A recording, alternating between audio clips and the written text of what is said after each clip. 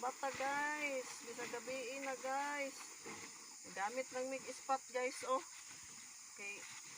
Init na kay dire sa among tabay.